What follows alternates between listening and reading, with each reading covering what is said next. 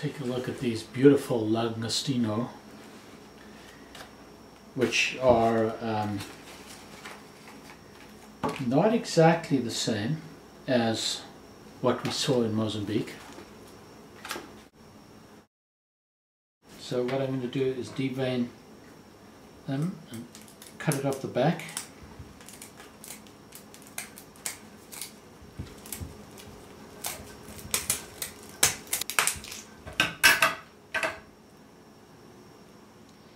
So ideally you would use the Angolan peri-peri pepper, which is very difficult to get hold of, and what we had available in our kitchen was ground cayenne pepper, Vietnamese garlic pepper sauce, and habanero sauce from the Florida Everglades, mixed with a little olive oil, some sesame oil mixed with the olive oil to give it a nutty flavor, and lemon juice. Okay, so here we go. I'm being fairly conservative with the habanero sauce.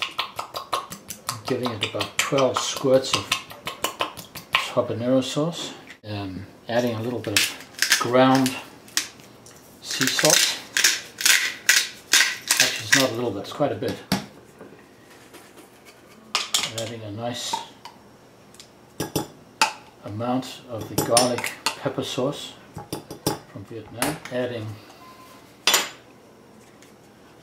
a good amount of cayenne pepper, about at least a tablespoon. Adding the olive oil. Adding the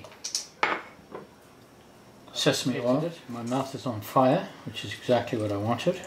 I'm now squeezing in the juice of one lemon, and I don't think there's enough garlic in this. I thought there would be enough in the Vietnamese pepper. I just want 3 fairly large garlic cloves. 1, 2, and 3. Take that out.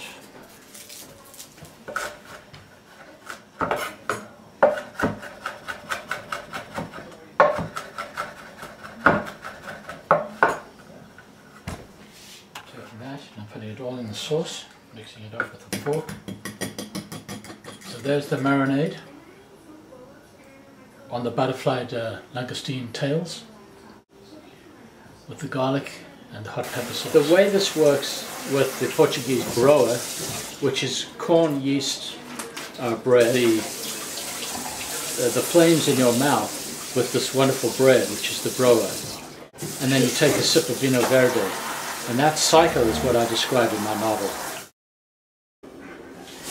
Okay, so in Mozambique, when we were there, they would take the Langoustino tails, and there was this big pan. It was about, this wide, about this thick, and it was a steel pan.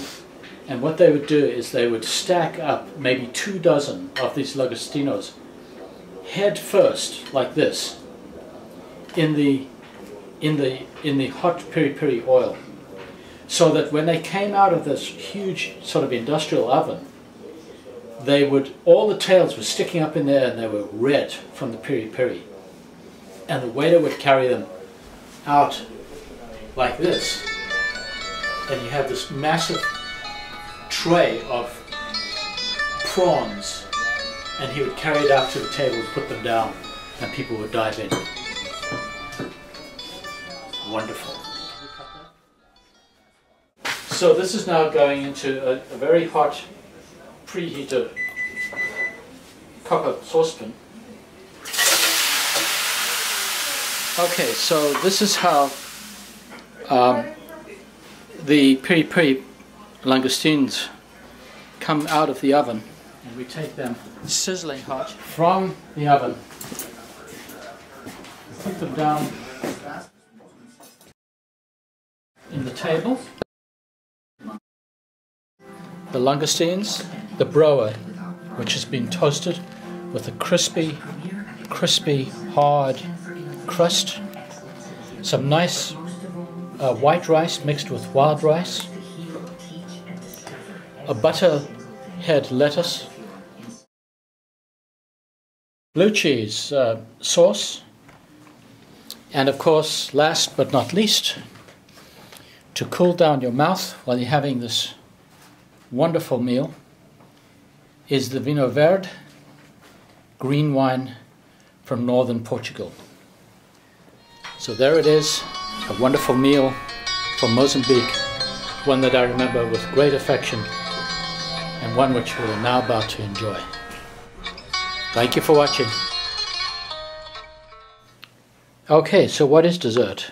Well, dessert, my friends, is espresso coffee with the pastéis de nata.